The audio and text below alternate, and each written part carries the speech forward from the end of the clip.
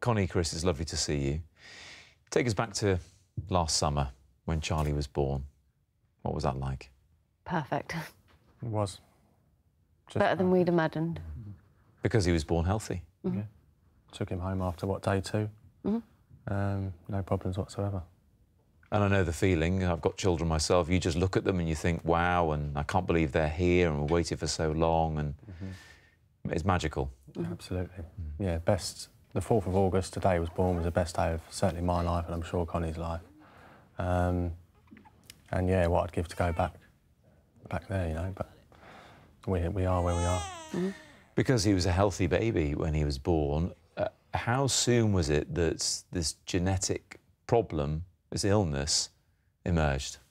It was about the 6-week check we noticed, well, the doctor noticed that his muscles in his neck and his sort of back weren't quite as strong. He was still moving his head around, but they just weren't quite what they would be for a 6-week-old baby. And we went to NCT classes, so I met up with the mums with their babies, and he didn't quite seem as strong as them. He still seemed like a bit more like a newborn, so I was a bit worried. And before his 8-week injections, went to get him weighed, and he'd lost a little bit of weight.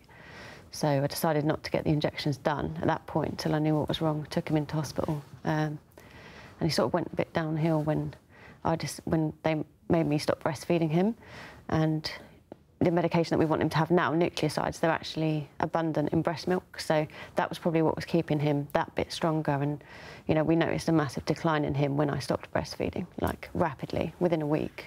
And when was that? So was it around October last year? Mm.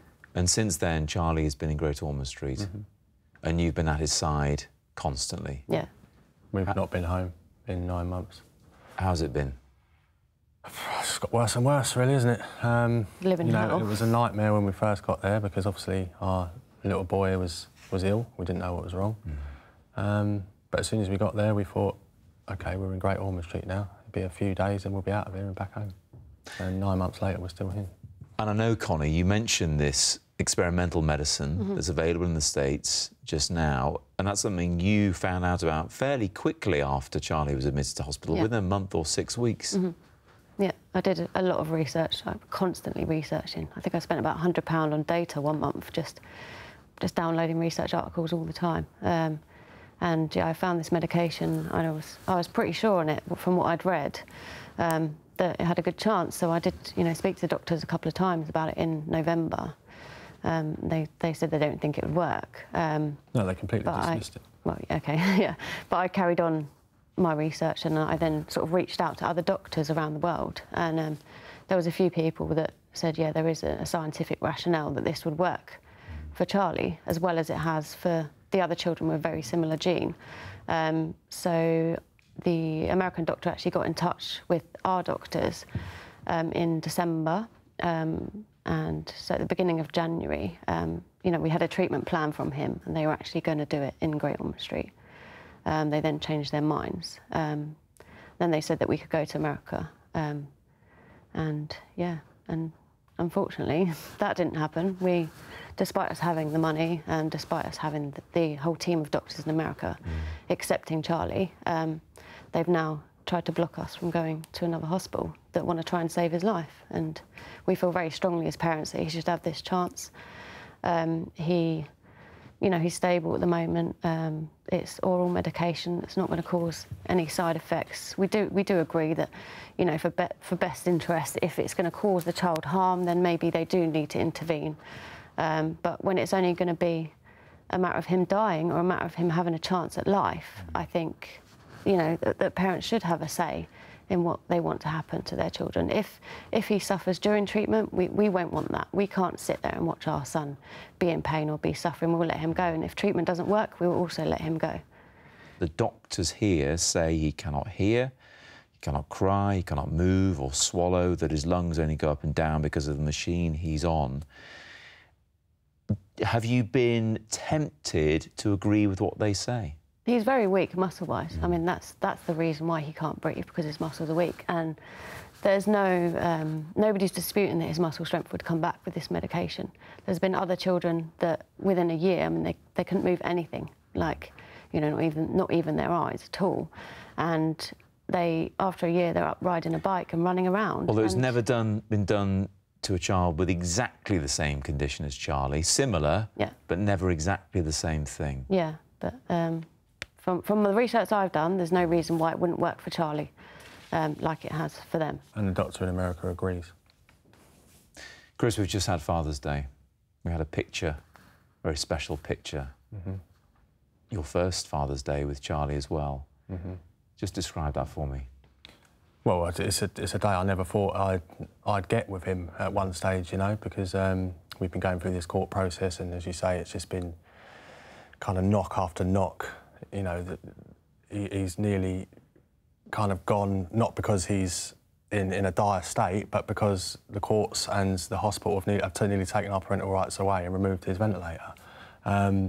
But the day was fantastic. You know, we took him up onto the roof just for a couple of hours, which, you know, shows that he is movable. If he had a tracheostomy, we could have done that many, many times. He could be at home now, he could be on the ward. But because they refused to give him a tracheostomy, he's on an ET tube, and therefore we can't take him out. I know you feel you've had knock after knock after knock. We've seen the pictures of you leaving the court, understandably upset at the decisions going against you. Does it feel like everything now is riding on the decision of the European Court? Yeah, it's just horrible. You know, people are making decisions about our son, and they've never met him. And, you know, we spend 24 hours a day with him. We know he wakes up, we know he responds to us, we know he enjoys his tickles, and we lie there and we hug him, and he's our son and he's our world. We're not bad parents at all, and I wouldn't hurt a fly, I wouldn't drop rubbish on the floor. I'm not that sort of person, and I feel that we should be trusted as parents. And the American doctors should be trusted as well. I know you're maintaining your belief because you feel like you've got nothing else you can do, but do you ever think what would happen if it goes the other way, if it goes against you this potentially final time?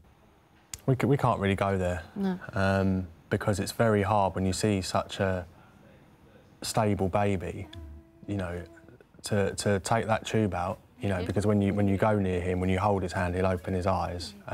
He's not got one IV line, he's just got the ventilator that helps him breathe.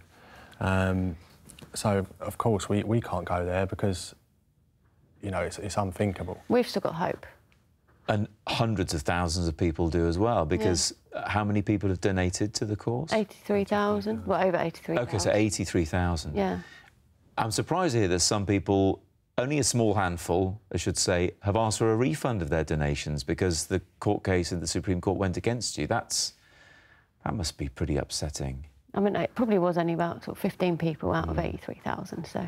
But, you know, a minute proportion. And there is actually, even though we've hit our target, there is actually people still donating. So, yeah, I want to say thanks to everyone that has donated to Charlie, because we wouldn't even be here now if we didn't have the money either, and all the support from everyone. We really appreciate it. But we've had to develop quite a thick skin the last few months, because obviously our only way of getting the money was to go to the media, and we know everyone's entitled to their opinions. You know, we've got a hell of a lot of support from a lot of people, but there's also a few people out there who, you know, have said we're cruel, who said we're selfish.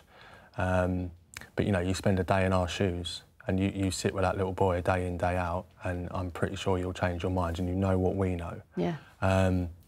There's not one person that's met Charlie or one person that knows us that's spoke to us that doesn't agree with us. Not one. That thinks he doesn't deserve it. Our whole family, all our friends.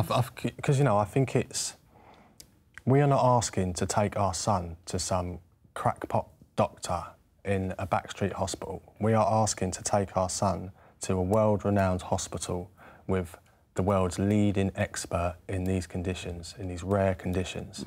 And if I was him, I would actually be quite insulted that Great Ormond Street Hospital and the UK court system are saying that this guy is going to provide treatment to a little boy that has a 0% chance of working. He would not still be willing to treat Charlie if he thought there was a 0 chance of improvement. No, and we wouldn't be doing it if it was 0. No. You know, you might as well say, let's give him chemotherapy and see if that works. It wouldn't work.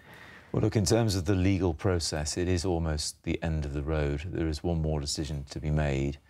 And as we said earlier, that's expected to happen, well, within the next 3 weeks at the longest. But for now, Chris, Connie, thank you both very much indeed for talking to me. Thanks. Thank you. Cheers. We have a statement from Great Ormond Street Hospital here. It says Great Ormond Street Hospital notes the ruling of the Supreme Court and the request of the European Court of Human Rights, and we continue to provide the highest possible standard of care for Charlie Gard, working closely with his parents.